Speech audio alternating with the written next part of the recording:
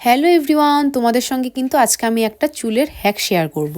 আমি কিন্তু আগাগোড়াই আমার মুখে তেমন কোনো কিছু ইউজ করি না আর এক্সপেরিমেন্টও করি না কোনো দিনও, কিন্তু আমি আমার চুলে এক্সপেরিমেন্ট করতে খুব ভালোবাসি। যেমন new hair style, new hair cut, এই সমস্ত করতে আমার খুব ভালো লাগে। আবার একদিকে কিন্তু চুল খারাপ হয়ে যাওয়ার মানে চুল পড়ে যাওয়ারও ভয় থাকে, কারণ সব সময় চুলে হিট ইউজ করাও কিন্তু ভালো না। শেষে দেখা গেল চুলগুলোই আর মাথাতে থাকলো না, টাক পড়ে গেল। তাই কিছুদিন ধরে ইনস্টাগ্রাম স্ক্রোল করতে করতে আমি এই হ্যাকটা চোখে দেখতে পাই আর ভাবলাম যে হিটলেস যেহেতু, তাহলে একবার কিন্তু ট্রাই করাই যায়। প্রথমে চুলটাকে ভালো করে আঁচড়ে নিতে হবে, স্ট্রেট চুল হলে একটু বেশি ভালো হয়।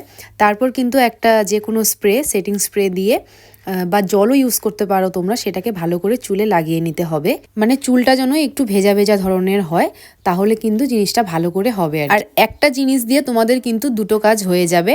আমরা শীতকালে যে পায়ে মোজা পরি, সেই মোজা দিয়ে কিন্তু চুলটাকে আমি বাঁধবো এখন ভালো করে। আর প্রথমেই কিন্তু চুলটাকে মিডিল পার্টিশন করে দুদিকে ভাগ করে নিতে হবে।